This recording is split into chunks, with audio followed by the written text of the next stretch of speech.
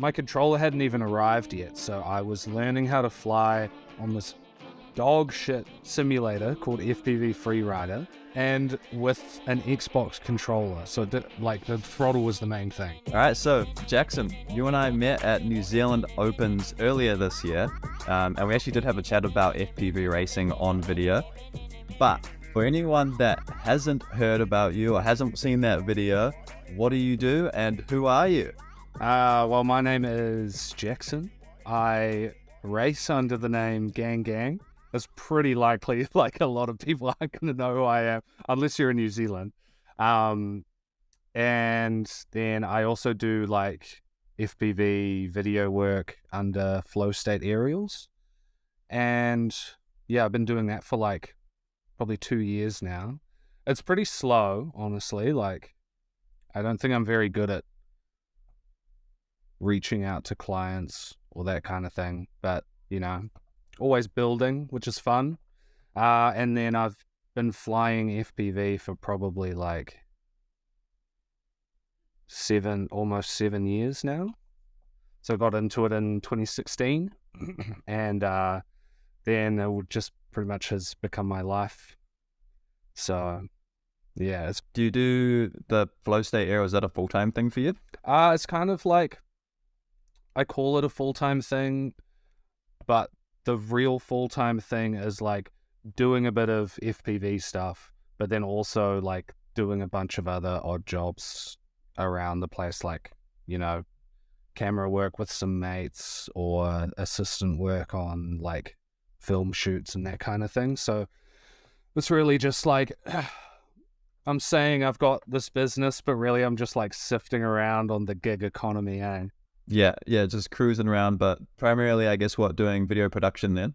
Yeah, so like last year I started doing, I joined this film community Facebook group, saw a couple jobs come up. They were just like driving jobs and that kind of thing, but I thought, oh, yo, good way to meet people. And then, maybe I have the kind of personality where I meet someone and then I'm like, oh yeah, so I'm like interested in cameras and drones and stuff. And they're like, cool.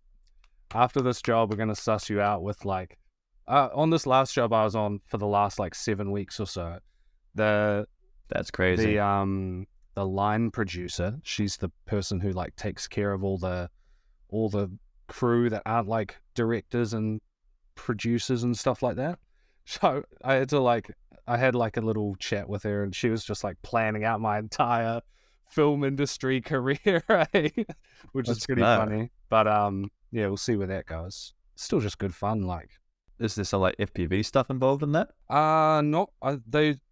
It's kind of like, I'm still waiting on licenses and stuff to come through, so that like a production company will be like, okay, this guy's legit. And we can insure him and all his gear and stuff like that. It's kind of like, I feel like it's a slow process for me, but I'm not really too fazed by that because it's all like fun work and still get a bit of freedom with what I want to do as well. Heck yeah. Well, no, it's good. It's cool. I guess at the end of the day, I've talked to multiple people about it too. And the whole, I guess, going with just FPV video production or like, the FPV just cinematography side of things is actually a really difficult side of like business to take full time consistently without doing any other side of work. So I don't think you're definitely not alone on that side of things. Yeah, because it's the kind of thing where like, if you're on a feature film, I haven't had any experience on a feature film yet, but from what I've like been told from other people, you've got the things that every single film or TV show needs, which is like camera, first thing that pops in your mind, camera operators, costume, set builders. It's actually I don't know if you've ever worked on like a feature film before, but like even on these low budget ones that I've worked on, it's insane the amount of work that goes into creating a film like that. And then you'll have the drone guys come in for like a couple of days when they need some kind of, special shot. So I guess it sounds like it's tricky, but you can also charge a lot more when you're doing that specialized drone stuff. Yeah, for sure. Like the main drone guys with like the heavy lifts or like Inspires and stuff like that, they can charge a lot of money. But then if you can get your foot in the door with FPV, you can just charge way more than that because it's such a specialized skill. Yeah, it's a very niche side of things. Yeah, for sure.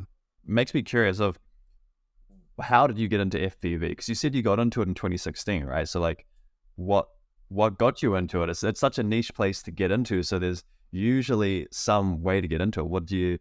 How is that going for you? Well, you know how like sometimes people post these videos of like their niche hobby and it just goes viral for some reason? I just saw it on like YouTube or Facebook, Like we could go through this whole thing of like classic FPV videos. I think it was like Snake FPV in Australia who I feel like such an old man, but I might end up saying might be before your time a lot. Well, it very well could be because I've only fresh in this hobby of 2 years. So yeah. Anything past that, I'm like, cool. I have no idea. Yeah. So like I remember, I don't know how I stumbled across it, but like I think it was these like French guys, and they were like they named their video like FPV a drone racing crash session or something, and it's just them. They've got a park where it's kind of like it's almost like a circular track around the park, and they're just racing around there so slow because the drones back then just like had no power. But I saw that, I was like, holy shit. And that kind of spanned from like I remember one of my mates got like the very first Phantom that came out. I saw that, I was like, oh, that's pretty sick. And like at the time I was doing photography and stuff. So I thought, oh, it'd be cool to get a drone, get some like aerial images and stuff. It was like right on the edge of me like wanting to, you know, when you like get to a point where you're like, okay, I'm still into this thing, but I'm not into it enough to spend like a couple grand on this gear that looks cool. So that faded away. And then I saw this FPV racing stuff. And that was it. I was like, okay, that's something that is kind of like endless fun where you don't have to think about like the content you're making or, you know, those kinds of things. You can always change it up.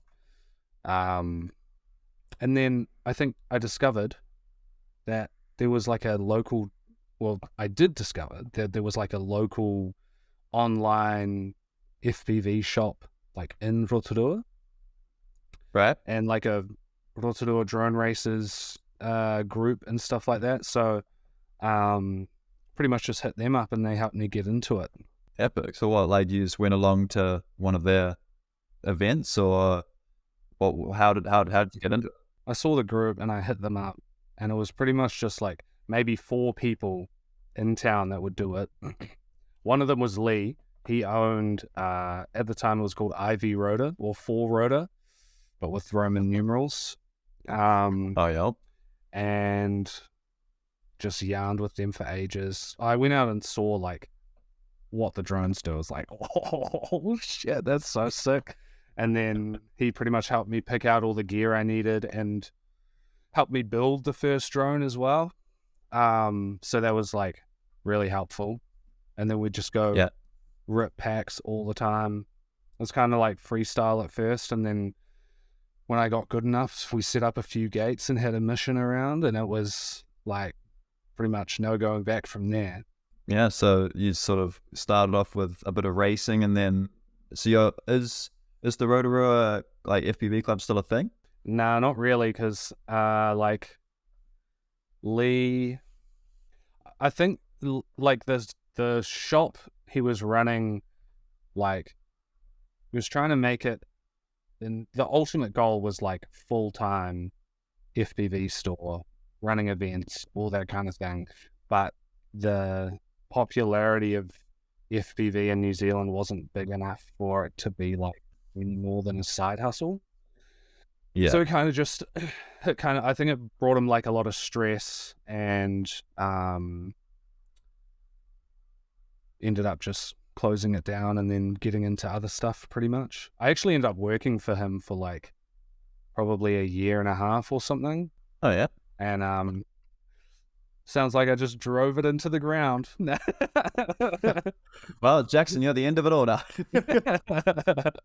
But yeah, so, and I guess it's just like, you do a hobby for like 5 or 6 years, and then something new comes up and you're like, oh shit, might invest my time in that for now.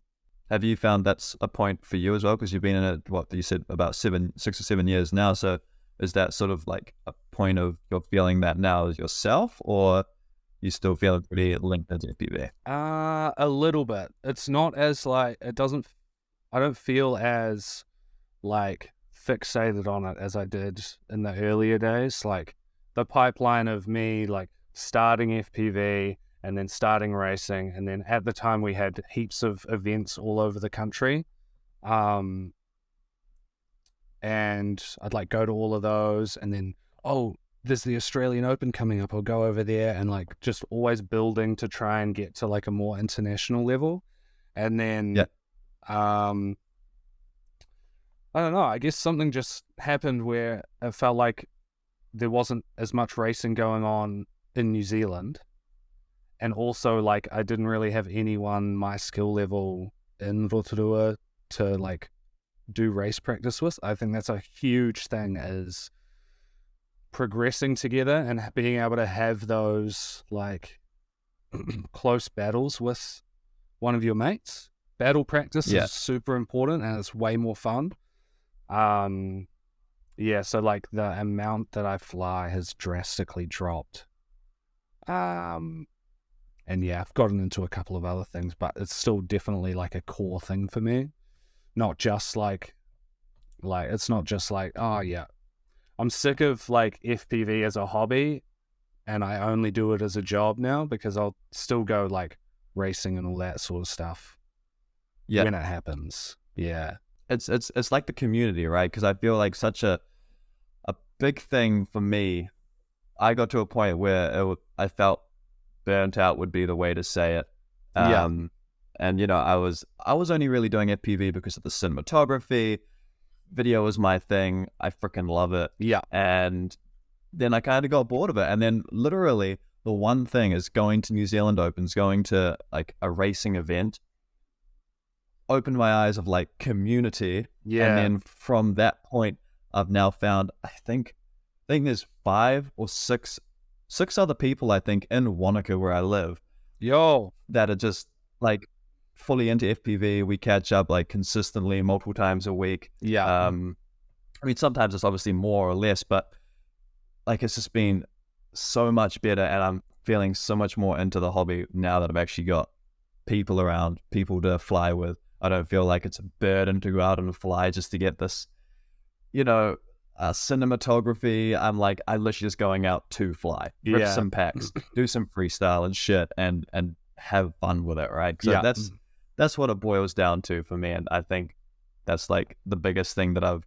realized, which sounds like it's a bit of an issue, or not an issue, but sounds like it's one of those things that if you had the community built around in Rotorua, then it may very well be more prominent and more continuous, right? Yeah, because it's like, I'm not really sure what's happened, because like it used to be, I have this theory that NZ Open killed FPV damaged FPV a little bit. It's not like a real theory that I believe, but it's just a coincidence, because up until our first NZ Open, which was, I think, the last one we had was the 5th one, right?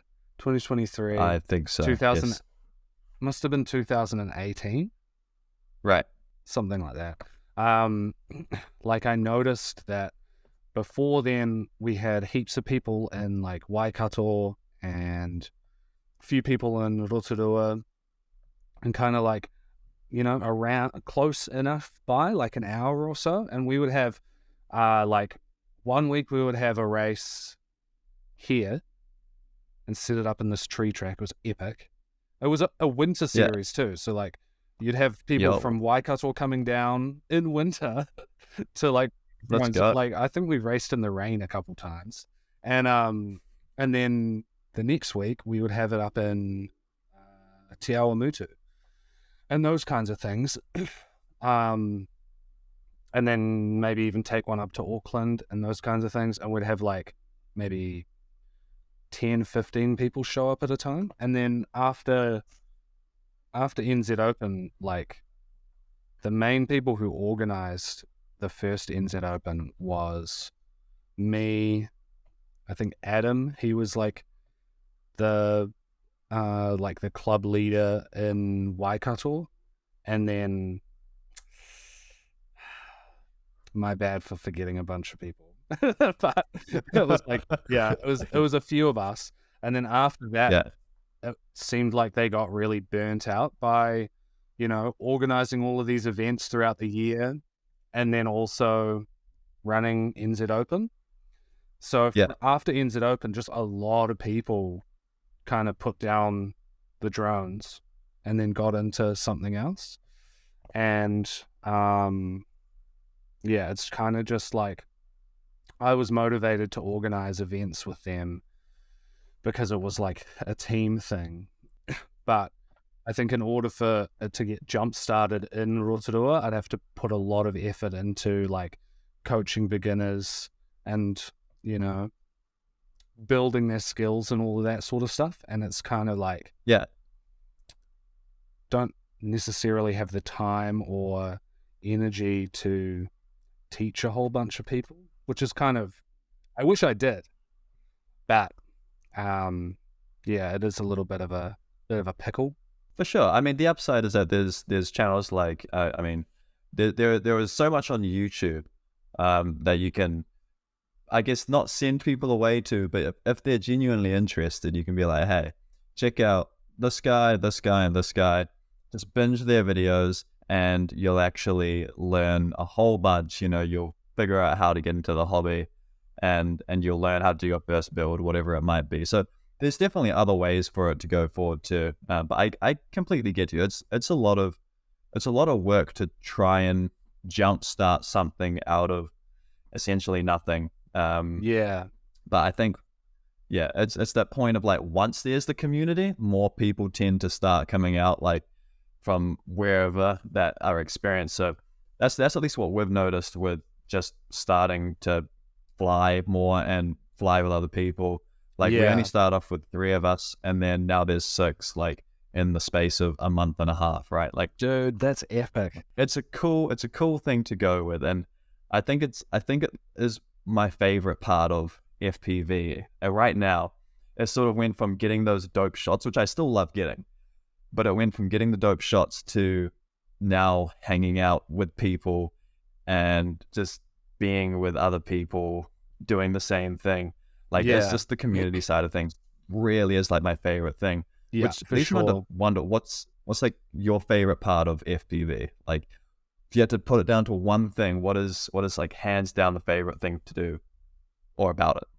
I feel like I'm the same, where there's nothing better than showing up to a race and you just have all your mates there, and you kind of just like goofing off, but also trying to one up each other, and then The friendly competition.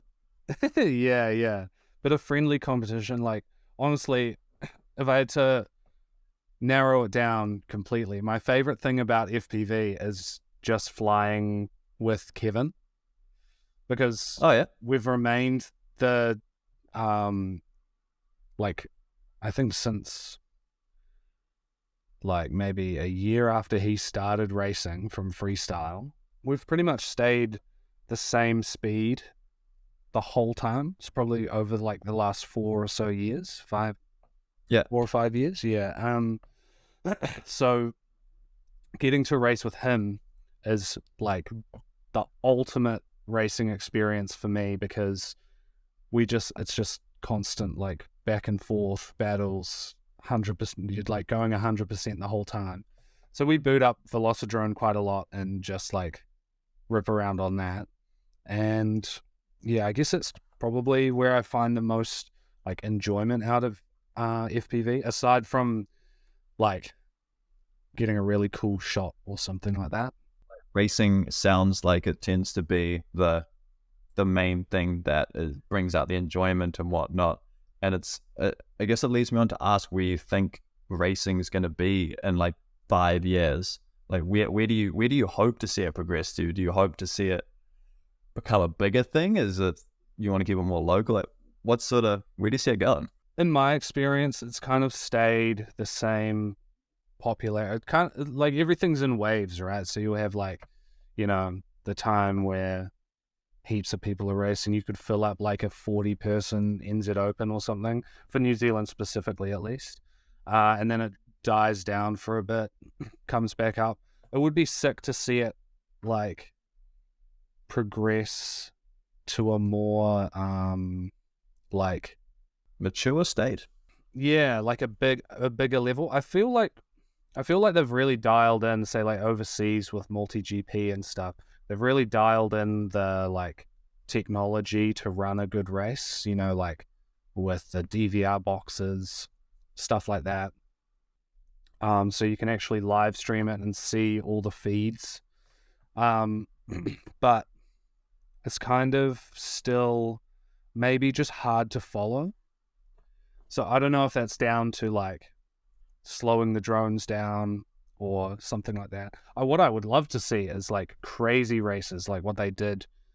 They had this thing called DR1, which was this racing series where they'd go, it might have been just all around Europe, and they'd set up just these ridiculous tracks. Like they had one where you're flying through the park of a skyscraper, and then one of the gates is like you go up and down the skyscraper and come back down. So having more kind of themed races, I think, would be really exciting. But then you also have to balance it with, like, I think a reason why the DR1 maybe didn't resonate so much with like just general public was because there was a lot of inconsistency in actually just making it through the track, because they were running analog. You know, the gates would be in these ridiculous spots where you got like obstacles in the way even, and they'd just like crash out on those. So kind of just finding this balance between like a controlled environment of a field and racing in a crazy place. For sure. Yeah, so I think, I don't know where I want it to go, but I definitely want there to be more racing. Yeah. Keep the racing scene alive. It would be quite cool. Like an idea that came to my mind just as you're saying that is to have, I don't really know how you'd quite do it, but you know how you've got your tiny whoops, right? Like your indoor little tiny whoops flying around.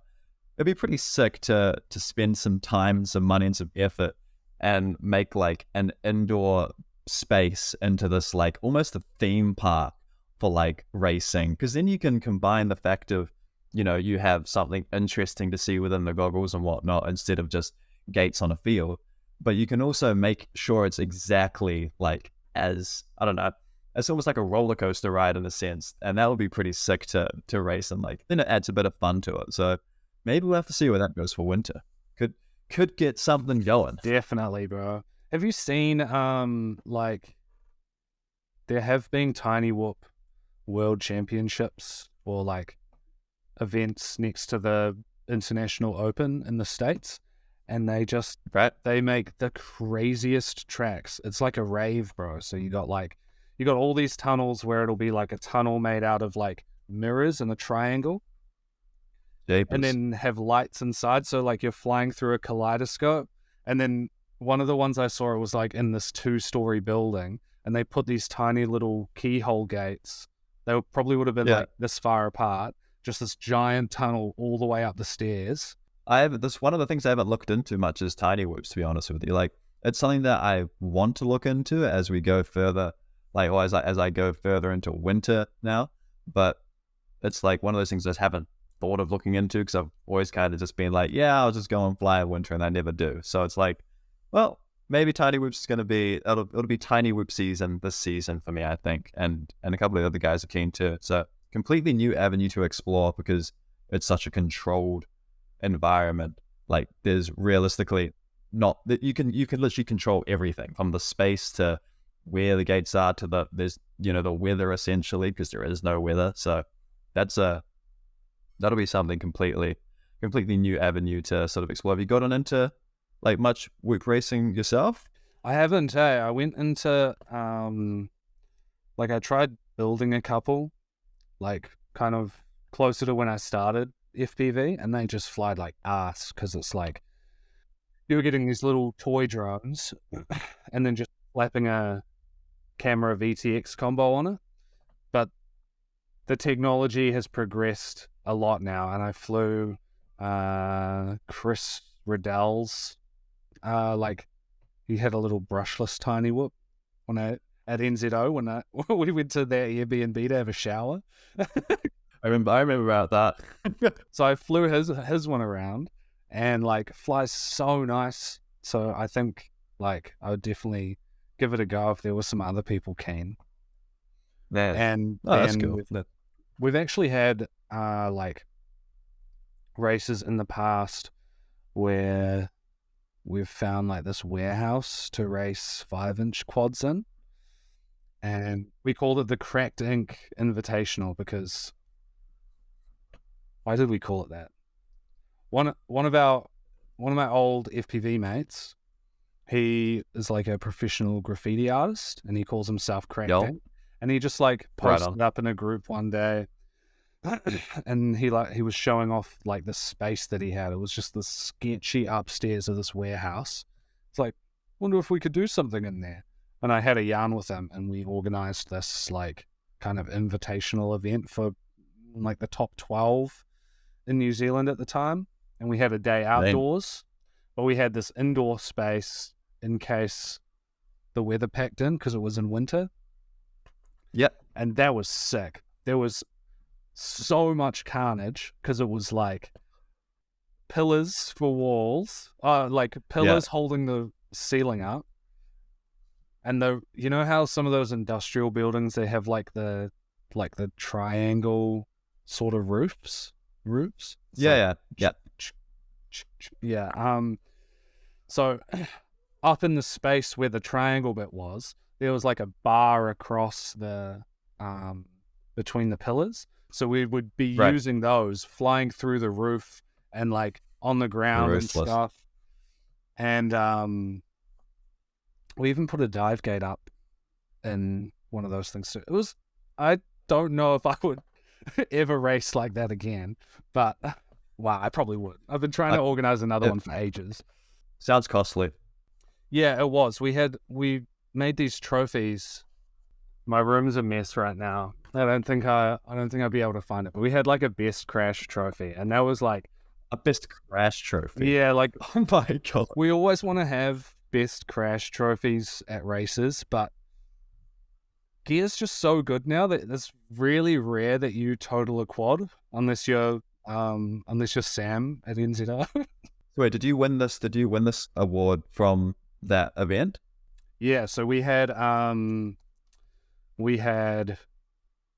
it was an upstairs of the warehouse, but there was like a giant square hole cut out of the ground that would go down into like the downstairs of this warehouse, and like we would just crash, fall down. There was like an old bus and old cars and shit down there, so you would like fall down the hole, hit metal, hit concrete, and I killed an ESC. We had multiple of these awards because like it was going to be carnage. But I killed an ESC, and like it would still make the startup noise when I plugged it in with no motors, because you know how like the ESC makes the motors vibrate, and that's why they have the noise. So like the FETs on the ESC or something, they would still make the noise, like just popped it real weird. But yeah, and then so like I guess that kind of goes back to my racing in more cool places, because we did the same invitational the next year, and he managed to suss us like this kind of abandoned warehouse where these guys were just building pallets. So they had their pallet making area, and then they had like just this empty space with heaps of windows that like had nothing in them. So we pretty much made a whole track out of the wall of this building and then put like 2 gates inside it and flew back out. That's a really cool thing. Like this whole just changing it up and making something different out of racing. Because I mean, for me right now, racing is still very fresh, like just with the gates, and the gates are epic. But like from what I understand, I remember you sending me through a video of you racing the gates that I've now got. Yeah. And these are new gates that, well, not new, but they're new to me. But I think you said that DVR was from back in 2016 or something around then, or 2018. It was a while back anyways. But it was a long time ago. It was crazy to me, dude, when you sent that through, and the backstory behind that is really, I mean, I got it from, a guy in Auckland and brought them down south, and that's why they're now down in Wanaka. But I guess this guy in Auckland was hosting an event with the exact same gates. Yeah. And so those were the damn, I can't remember the damn club's name that Auckland used to go by. But yeah, that was their gate setup, and I flew them a bunch of times. I wanted some of those gates so bad, because they're just like, they were like so tough. Like you can just smash them, and then those little holes means they're not like sails in the wind. Yeah, those gates are so sick, man. they are amazing. They've literally served so well already, and all we've done to so far, basically, I mean, they were a little bit rough when we got them, which is fine. I got them for free, but like they were a little rough, and all I've done is I got my mum to help out, and we went through, sewed up and stitched up any like of the major tears, anything where like fabric was hanging out and shit. We cut it off, and then, like sewed up the bits and whatnot, basically to strengthen them up. And I really need to set some proper guy ropes up for them, but we've had them set up in wind, and they sort of move around a little bit, but they're not like, straight on the side. They're really solid gates. And also the fact that obviously I've crashed into them a million times, and we've had other people crash into them, and I don't think that they've deteriorated whatsoever. So they are like some of the hardiest gates around, and whoever bought them originally made a fantastic investment that is just continuing like the FPV legacy racing on. It's fantastic. Yeah, bro, it's impressive that that's still going, eh? And it's also like they couldn't have gone to a better person. Like, you're starting to build up the Wanaka racing scene. Because yeah, man, there's so many clubs around that already have gates, and it's kind of like they've got their system, the multi-GP square gates, and they've you kind of just don't like. I don't think they would utilize them as much as you do, so that's mean. You probably wouldn't mix them up as much as you'd want to. Whereas I'm here just like, yo, let's throw some gates up and do some slalom or something cool today. Yeah. Like, I literally don't have any idea really how to make a track, so I just sort of biff these gates up and be like, yo, I'm gonna go in this way, around, and back out that way, and then when I come around the flag and back in there, like just doing this whatever. And it's a lot of fun, and it makes it a lot more versatile than, okay, let's go to the tree over there, loop behind it, go around this bush, and then loop over there.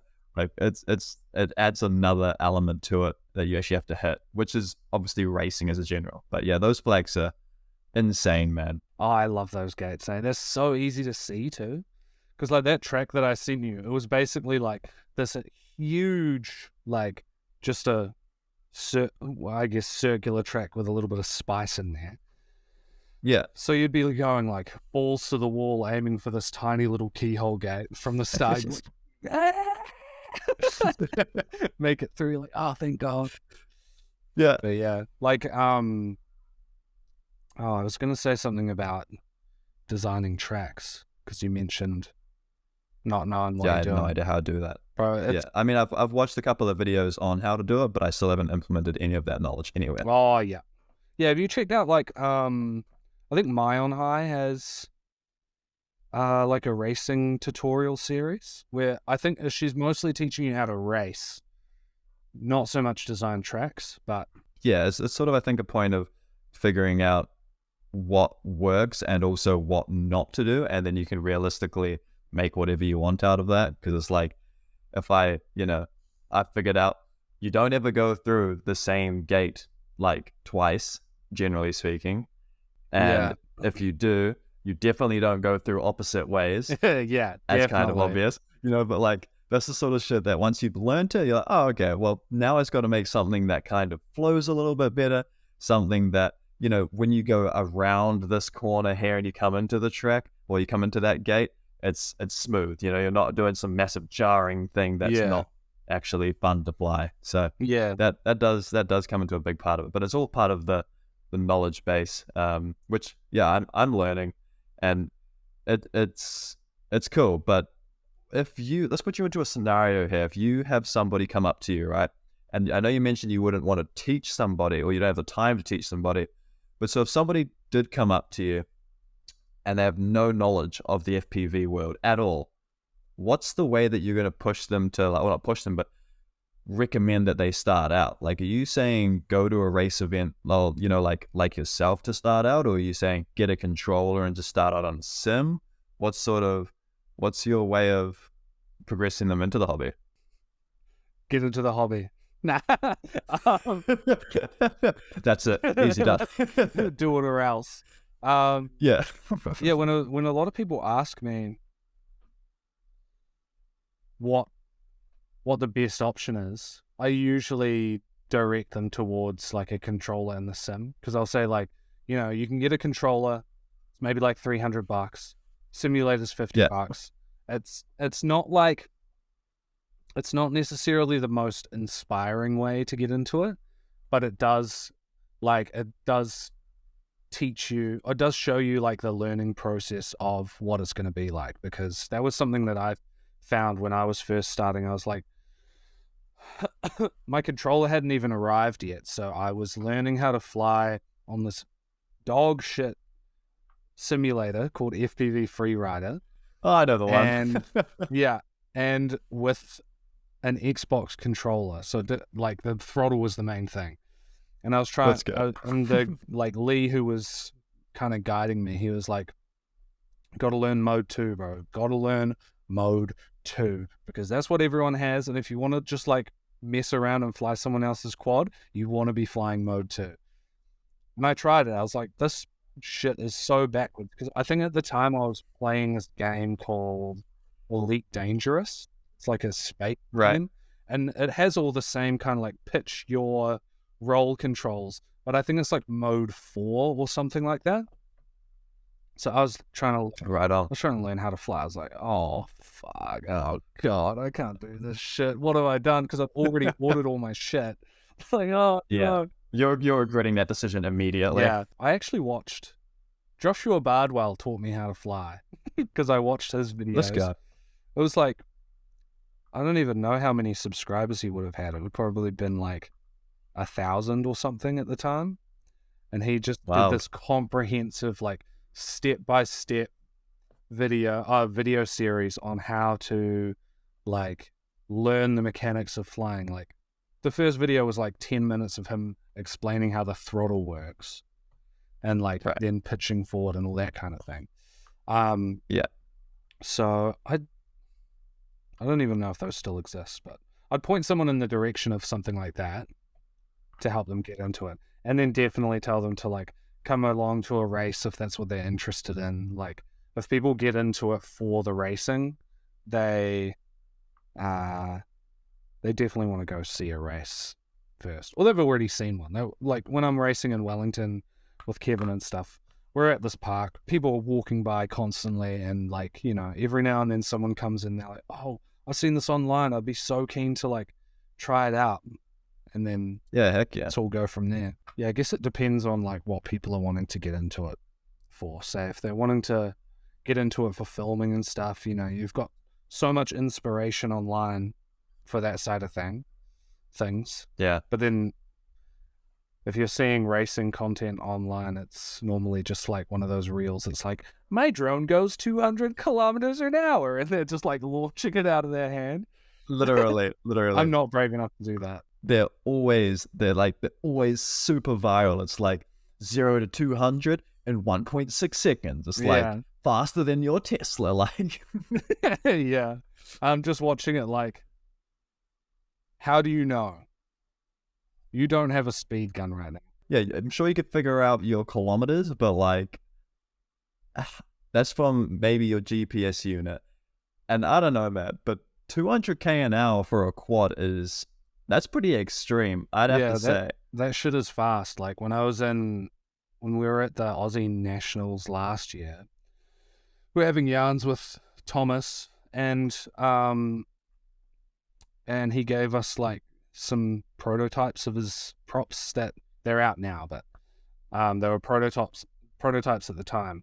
And he was saying like he'd just been experimenting with different like materials or finishes on the props and getting them from like 190Ks to 200Ks, and they had like I can't remember how he said they did it. I think it was like they either had like the radar gun or a couple of timing systems set up, because we also had that at Aussie Nationals. They had 2 timing systems set up, one at the gate, start-finish gate, and then one at the start of the straight.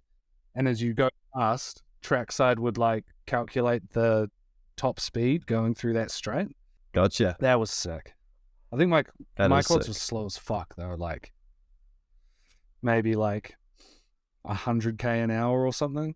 Hey, that's still fast enough to send through like a size of, a meter or whatever, a meter and a half. Yeah. It's still a bit of speed to throw through into a gate. Yeah, definitely. Yeah, I think I'll just tell people controller, simulator, have some fun, goof around. I would probably tell people to build a drone. Why do you say build over go for like, say, I don't know, a bind and fly or like the DJI FPV? Like, what's sort of the benefit over building? Like when I got into FPV, it was very much like I'll buy cheap stuff to see if I like it. And from that lesson I learned, like, if I just bought expensive stuff off the bat, I would have, well, not expensive stuff, but like, buying dirt cheap trash versus like spending more money and getting like the right stuff. I would have actually saved money that way, because I would have not bought cheap stuff and then better stuff. And then when it comes to, say, that DJI FPV drone, I still kind of feel like they're similar to, say, if I were to buy a Mavic without being a photographer, or like you're buying it kind of like a toy, I guess. Which, yeah, like, I mean, my race drones are still technically toys, but it's the kind of thing where you're like, if you want to get into it harder, you're going to quickly come up to the limitations of that gear, and then you're just going to be buying all the gear that for like racing or a custom sort of 5-inch like filming quad anyway. And then when I say building, like try and build your first drone, it's probably mostly like I had to build my drones back in the day, so you have to as well. Old school, dude. Jeepers. Yeah, back in my day. But it's kind of like building one is essential information that you need to be able to troubleshoot stuff. Bind and flies now, and even just like my custom built drones are so reliable now. So it's not like a necessary thing, but if I was getting into FPV now, I would probably want to know how to sort out the problems myself. the ins and outs of of everything. But I mean, it's also not like a linear sort of learning curve, right? It's kind of like No. you don't have to do it in a specific way. So you could get a bind and fly, something goes wrong, you'd be like, okay, well, I guess I'll try and learn how to fix it. Because trying to, like, when you're building a quad from scratch for the first time, you're essentially fixing every single thing on the drone in one go. So it can be pretty overwhelming. The way to go is pretty much essentially whatever one the budget can afford as well. But start off with that controller, get into the sim, have some fun, join a community if that's in your interest. Otherwise, sort of buy something that gets you in the air, right? At least with like the DJI quads, you don't have to think about charging batteries. That's a big one. That's actually a massive learning curve, is battery management. Oh yeah, it was a nightmare when I'd actually forgotten how hard it was to learn how to charge batteries up until I was like telling one of my mates, okay, so this is how you charge your battery. He's like, yeah, I just plug it in and press go, right? Like, no. Let's get the spreadsheet out and the calculator. Literally. Yeah, and it's just like it's something that's so ingrained in my brain now that, like, you know what? I think there's this quote of like some guitarist or something. They were talking about like Joe Satriani or something, right? And they were like, yeah, this guy's forgotten more about playing guitar than you have ever known.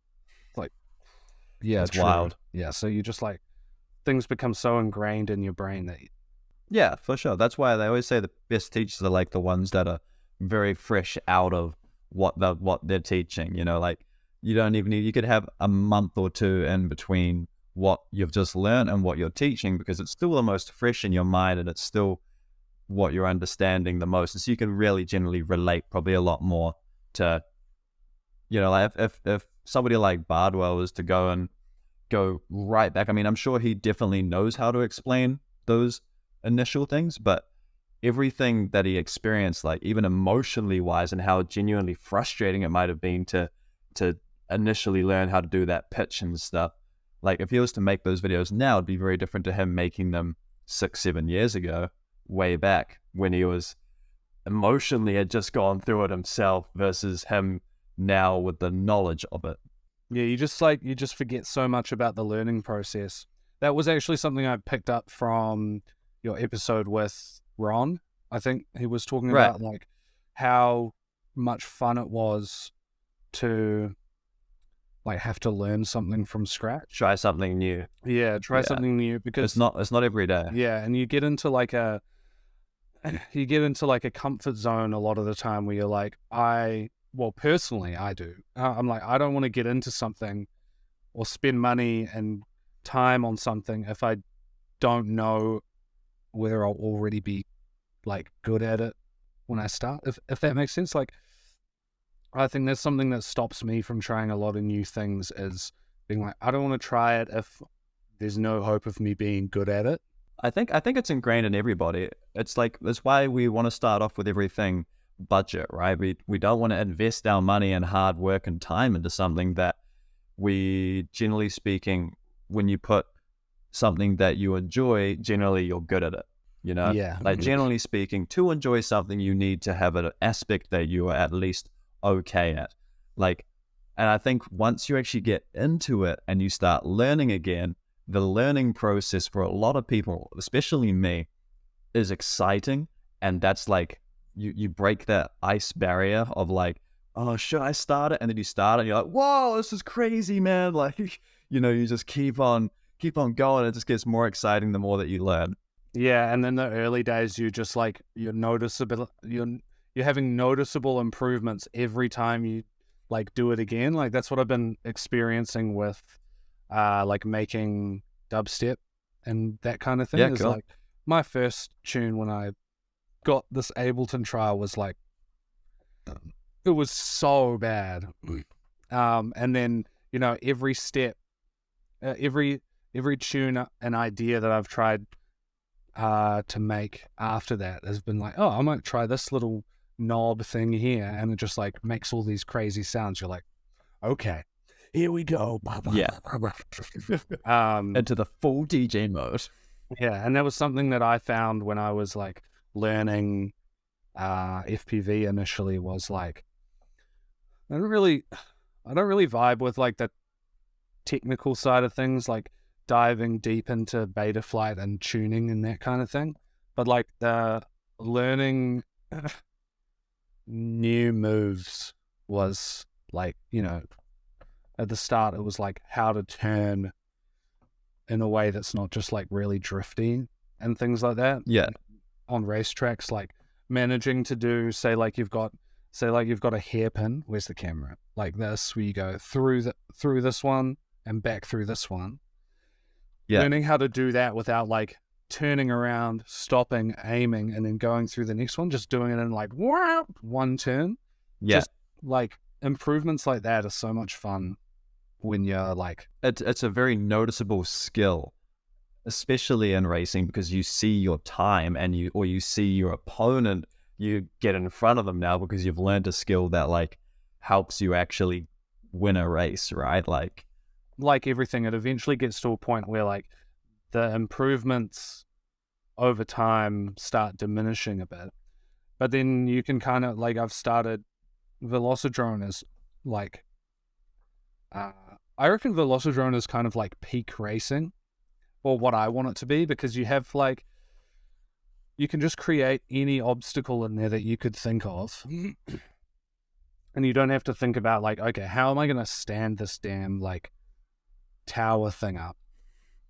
And like, there are some tracks where you'll be like going up, power looping, and then like flying backwards around something to go through another like launch gate or something. And just learning how to do those moves that you're probably never going to do in real life is like, I feel like I get the same kind of feeling out of that on Velocidrone. And it also allows you to take certain elements like that into real life tracks. So that's something I see over the last few years or so, is like people who get well known in the Velocidrone community for these epic tracks they make.